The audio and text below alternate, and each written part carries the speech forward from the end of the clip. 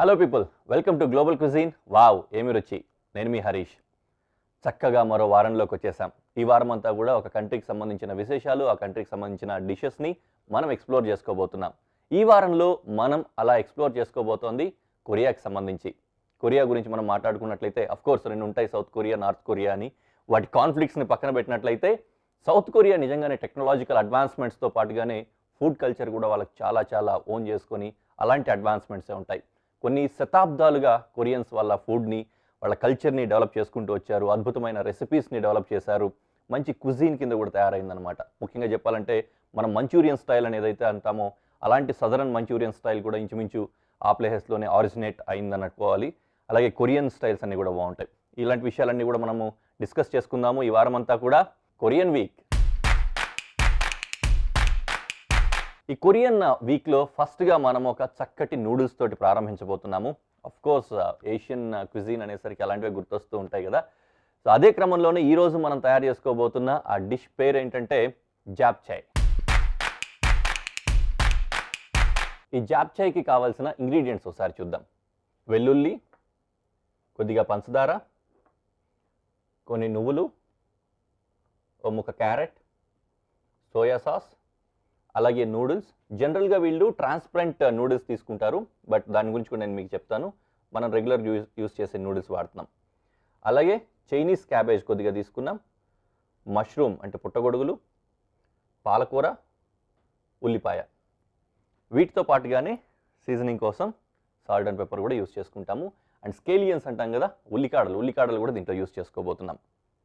మొదటగా ఏంటంటే ఈ పాలకూర ఏదైతే ఉందో, పాలకూర కుకింగ్ ప్రాసెస్లో వెళ్ళదు. వీళ్ళు ఏం చేస్తారంటే దాన్ని సపరేట్గా బ్లాంచ్ చేసుకొని నూడిల్స్లో యాడ్ చేసుకుంటారు. ఆ స్టైల్లో కావాలంటే ఆ స్టైల్లో మనం పెట్టుకోవచ్చు, లేదంటే డైరెక్ట్గా ఫ్రై చేసుకొని కూడా చేసుకోవచ్చు అనమాట. సో బ్లాంచింగ్ ముఖ్యం కాబట్టి మొదటగా నీళ్లు పోసేసుకొని నీళ్లు వేడి చేసుకుంటూ ఉంటాను.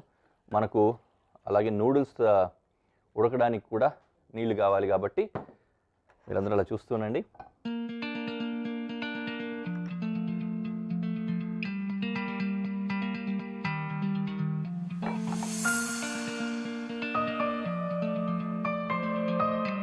వీటన్నిటిని ఇలా పెట్టేసుకొని 1 by 1 ఫస్ట్ కటింగ్ చేసేసుకుందాం. ఈలోపు నీళ్ళు కూడా వేడెక్కిపోతాయి. ఒకటి తర్వాత స్టిర్ ఫ్రై చేసేసుకోవచ్చు అన్నమాట.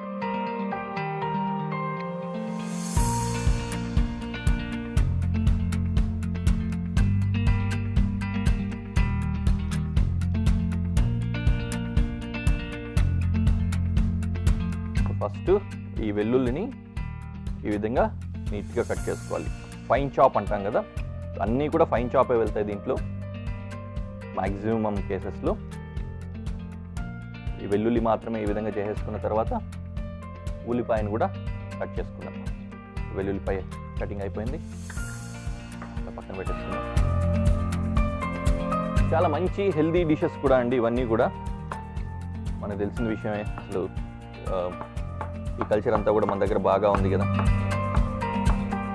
ఆ కొరియాలో ముఖ్యంగా చూసినట్లయితే మనకు రైస్ అనేసరికి ఒక రకం కాదు అసలు. ఒక్కొక్క ప్రాంతంలోనే మళ్ళీ సబ్ ప్లేసెస్లో కూడా బోల్డ్ అని చేసుకుంటూ ఉంటాం కదా. పులావులు అన్నప్పుడు పులావుల్లోనే బోల్డ్ అని రకాలు ఇట్లాంటివి.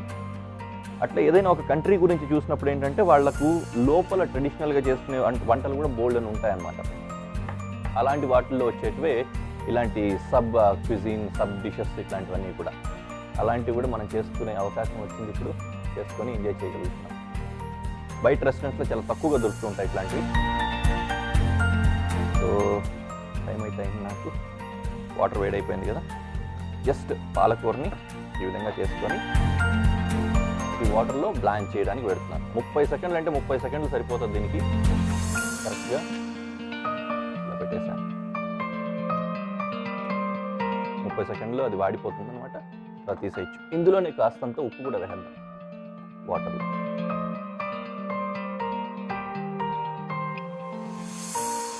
సాల్ట్ వేసి బ్లాంచ్ చేసాం అనుకోండి, పాలకూరకు కూడా ఉప్పు రుచి పట్టేస్తుంది కాబట్టి తినేటప్పుడు మనకు టేస్టీగా కూడా ఉంటుంది.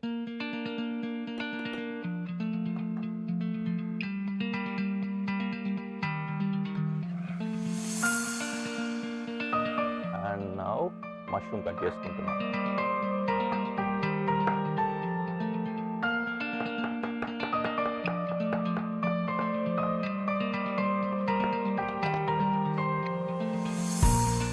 రెడీ అయిపోయింది. దీన్ని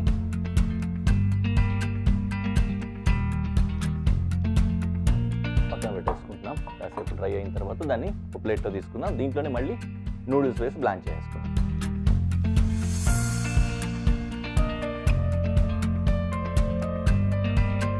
మష్రూమ్ కటింగ్ కూడా అయిపోయింది కదా. Wear it is. మష్రూమ్స్ పక్కకి వెళ్ళిపోయాయి. ఇప్పుడు ప్యాన్ రెడీ చేసేసుకుంటే ఆల్రెడీ కుకింగ్ ప్రాసెస్ దగ్గరకు వచ్చేసింది కాబట్టి కంటిన్యూ చేసుకోవచ్చు అన్నమాట. ఇలా అవుతుందని ఇందులో నూడిల్స్ వేసేస్తాం.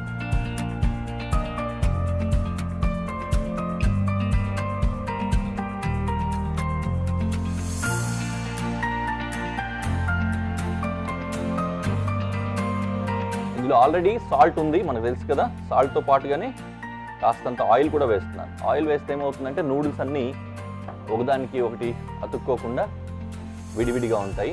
ఆ ఉద్దేశంతో అది ఉడికిపోనివ్వండి. ప్యారలల్గా మనకి ఇంకేమున్నాయి కటింగ్స్కి?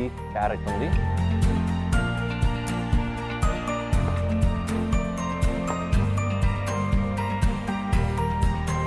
క్యారెట్ ఇంకా పొడవుగా ఉండి పొడవు జూలియన్స్ కనుక తీసుకున్నట్లయితే నూడిల్స్లో బాగా కనిపిస్తూ నీట్గా కూడా ఉంటుంది. అలాగైనా చేసుకోవచ్చు.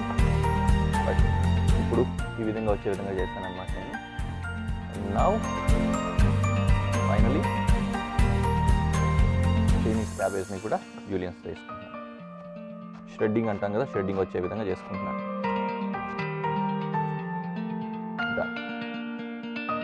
అయిపోయింది కదండి కటింగ్ మొత్తం. దీని పని ఎంతవరకు వచ్చిందో చూద్దాం. ఇంకా కాస్త ఉడకాలి.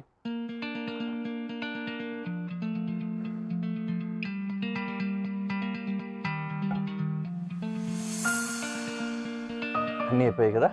ఇప్పుడు మొదలు పెట్టుకుందాం. సెసమి ఆయిల్ వేయాలి దీనికి. నువ్వుల నూనె అంటాం కదా, నువ్వుల నూనె వీళ్ళ క్లాసిక్ అనమాట. సో ఆయిల్ వేసుకున్నాము. ఆయిల్తో తర్వాత గార్లిక్ ఫస్ట్ వేసుకుంటున్నా.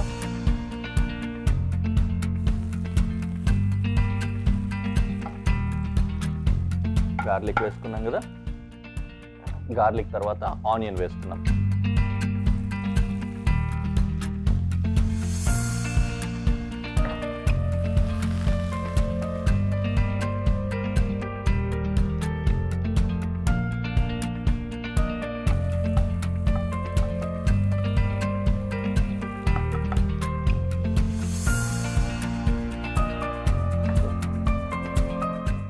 క్యారెట్స్ వేసుకుంటాం.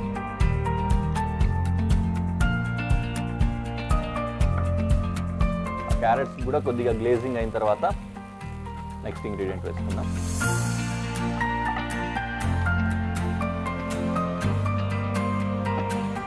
Okay, cabbage.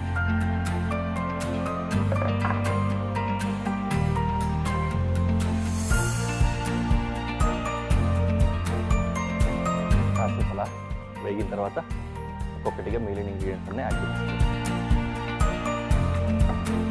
రెడీ అక్కడి వరకు.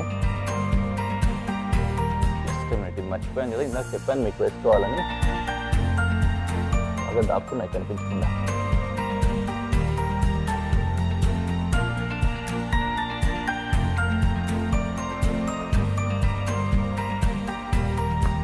అలా కట్ చేసుకున్న ఉల్లికాడలు కూడా దాంట్లోనే వేసేస్తాం.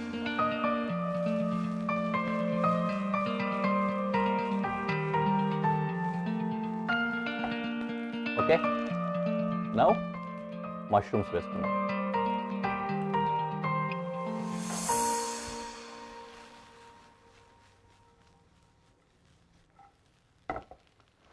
ఇటువైపు నూడిల్స్ కుక్ అయిపోయాయి, ప్రాపర్గా చూస్తున్నాం కదా, చాలా నీట్గా కుక్ అయిపోయాయి. సో దీన్ని ఏం చేద్దామంటే బంద్ చేసి, లీఫ్ రెడీ అయిపోయింది నాకు.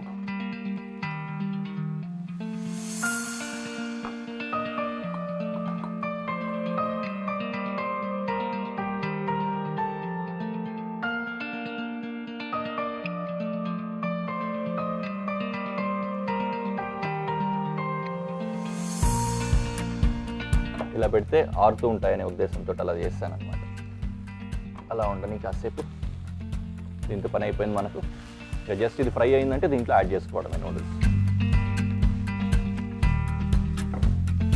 ప్రాపర్గా ఫ్రై అయిపోయింది కదా. ఇప్పుడు దీంట్లో కొద్దిగా పంచదార వేస్తున్నాం. కొద్దిగానే వేసుకుందాం, మనకి ఎక్కువ స్వీట్ ఉంటే నచ్చదు కదా, అందుకని మన ప్యాలెట్స్కి తగ్గట్లు. దీంతో పాటుగానే కొద్దిగంత ఉప్పు నూడిల్స్ వేసిన తర్వాత కూడా ఎంత కావాల్సి వస్తుంది అనేది తగినంతగా ఇప్పుడే వేసుకోవాలి. కాస్తంత పెప్పర్. సో సీజనింగ్ కూడా అయిపోయినట్లేనమాట మనకి. సాల్ట్ అండ్ పెప్పర్ కూడా వేసేసుకున్నాం కదా. And sesame seeds, soya sauce ఉంది. సోయా సాస్ ఇప్పుడే యాడ్ చేస్తాను.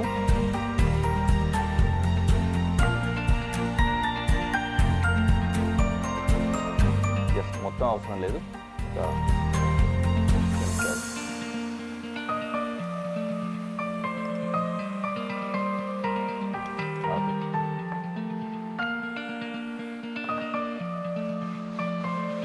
Already Chinese style flavour touch అయిపోయింది సోయా సాస్ పడేసరికి. మొత్తం అంతా రెడీ అయిపోయింది కదా. ఈ సెసమే సీడ్స్ మాత్రమే లాస్ట్లో గార్నిషింగ్ కోసం వాడతాము. మీరు దాన్ని వేయలేదనేమి కంగారు పడాల్సిన అవసరం లేదు. ఫైనల్లీ నూడిల్స్ని దీంట్లో వేస్తున్నాం.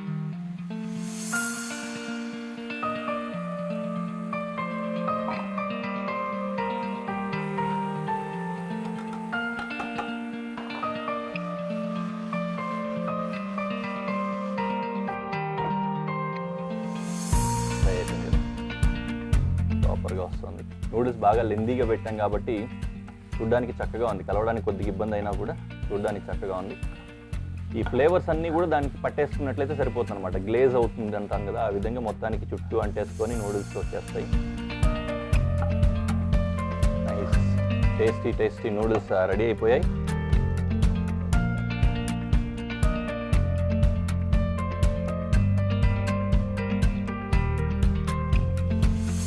కొద్దిగా సాల్ట్ తగ్గితే యాడ్ చేసుకుంటాను అంతే. రెడీ అయిపోయింది కదా. ఇప్పుడు ఇంకా స్టవ్ కట్టేసి ప్రెజెంటేషన్ ప్లేట్లో పెట్టేసి చూపిస్తాను మీకు.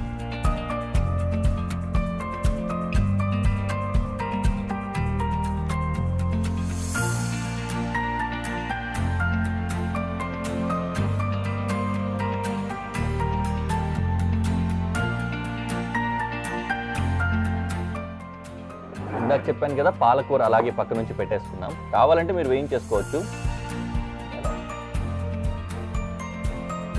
బాగానే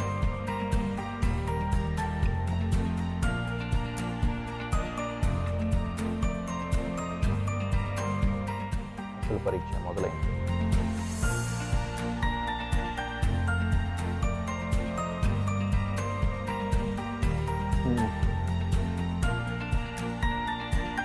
వావ్,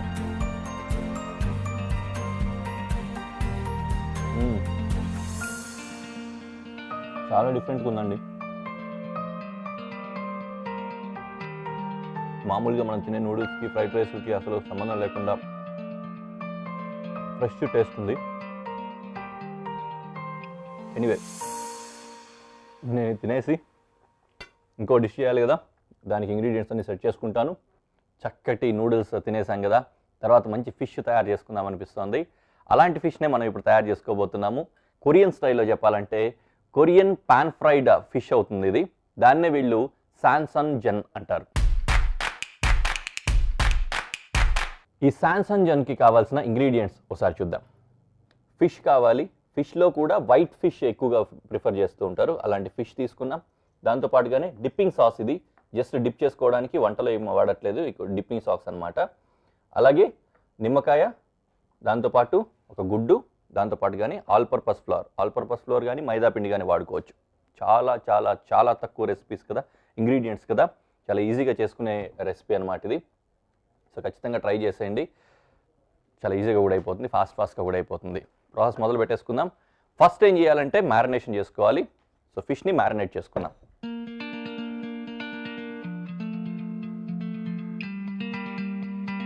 ఇందాకే చెప్పాను నేను, ఫిష్ వైట్ ఫిష్ ప్రిఫర్ చేస్తూ ఉంటారు. ఆ వైట్ ఫిష్ని తీసుకున్న తర్వాత కూడా తడి లేకుండా వీలైనంత వరకు టచింగ్ చేసుకోవాలన్నమాట. ఇప్పుడు మళ్ళీ నేను మీకోసం చేసి చూపిస్తున్నాను. జస్ట్ ఈ విధంగా ఏదైనా సరే డ్రై పేపర్ కానీ డ్రై క్లాత్ కానీ తీసుకొని ఈ విధంగా వైప్ అవుట్ చేసేస్తే తడి లేకుండా పొడి పొడిగా అయిపోతాయి. అలా పొడి అయిన తర్వాత ఈజీగా మ్యారినేట్ చేసుకోవడానికి పనికి వస్తుంది అనమాట. ఎందుకంటే దీంట్లో తడి లేకుండా ఉండాలి మనకు. సరే, ఒక ఒకసారి ఆల్రెడీ క్లీన్ చేసినా కూడా మళ్ళీ బోల్డ్ అంత తడి వచ్చింది. సో ఈ విధంగా ఇప్పుడు కొద్దిగా సాల్ట్, కొద్దిగంత పెప్పర్ వేసుకోవాలి.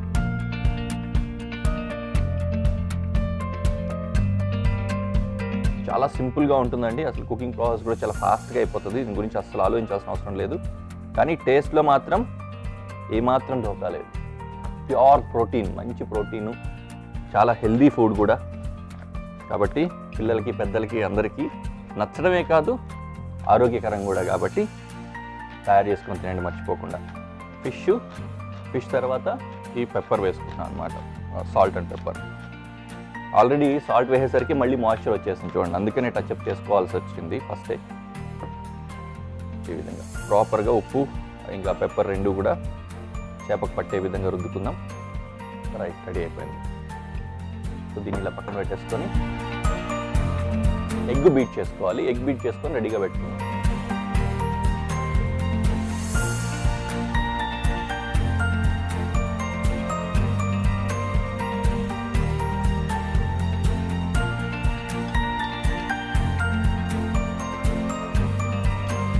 ఎగ్ తోటి కోటింగ్ వస్తుంది, ఆ కోటింగ్ రెడీ చేసుకోవాల్సి వస్తుంది అనమాట మనం.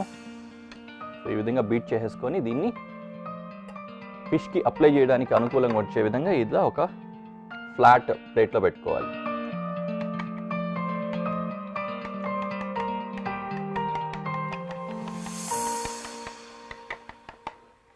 Okay, right. ప్యారల్గా ఇప్పుడు ఏం చేస్తామంటే ప్యాన్ని వేడి చేసుకుంటాం.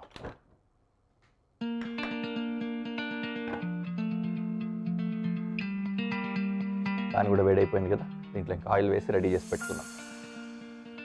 కొద్దిగా ఎక్కువే ఆయిల్ వేసుకుంటున్నాము, ఎగ్ కూడా పడుతుంది కదా, ఎగ్ అంతా కూడా మళ్ళీ దాని కింద స్టిక్ అవ్వకుండా ఉంటుంది. ఆమ్లెట్ లాగా ఒక చిన్న థిన్ కోటింగ్ వస్తుంది దానికి సరిపోయే విధంగా. సో నా ఇక్కడ రెడీగా ఉంది. దీనికి ఫ్లోర్ని కోటింగ్ చేసుకుందాం. జస్ట్ డస్ట్ లాగా రావాలి, పూర్తిగా వేసి నలిపేయడం కాదు. అన్ని వైపులకి కోటింగ్ వచ్చిందా లేదా అన్నట్టుగా చూసుకోవాలన్నమాట. తడి ఆరిపోయే విధంగా వస్తుందన్నమాట. ఈ ఫ్లోర్ అంతా కూడా సక్ చేసేసుకుని తడిని నీట్గా ఉంటుంది.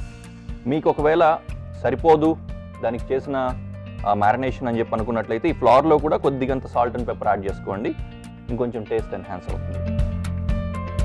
సో దీన్ని డస్ట్ అంతా వైప్ చేసిన తర్వాత దీని ఒక కోట్ ఇలాగా అన్ని వైపులకి అప్లై చేసేసి అయిపోయింది కదా.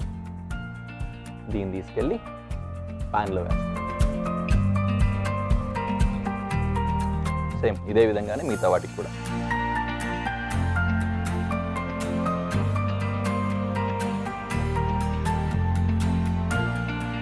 ఈ విధంగా ఇంకో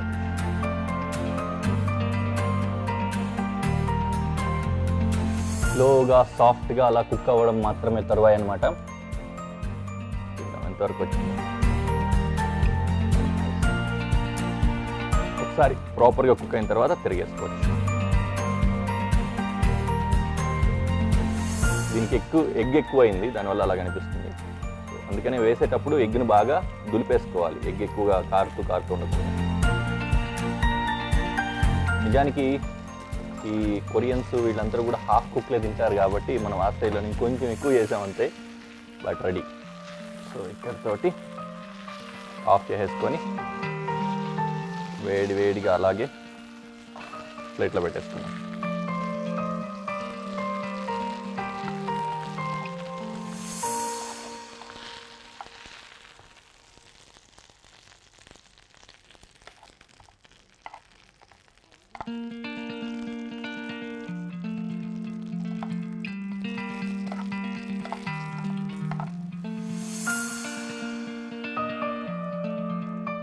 చాలు మూడే.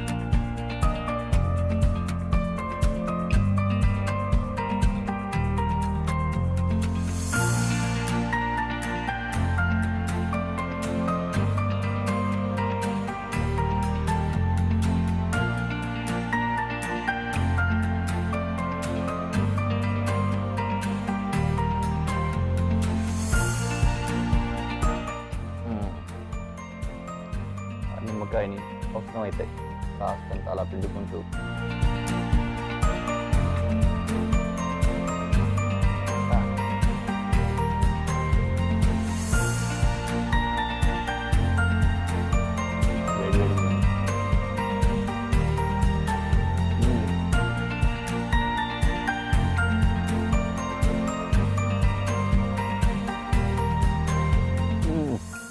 అద్భుత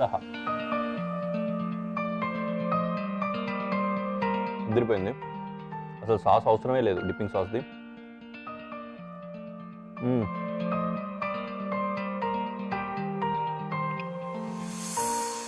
అలాగే ఉండిపోతాను కానీ చాలా బాగుందండి. మీరు కూడా ఖచ్చితంగా తయారు చేసుకుని తినేసేయండి. మరో ఎపిసోడ్లో ఇంకొక రెసిపీ తోటి మళ్ళీ కలుద్దాం. అంతవరకు బాబాయ్.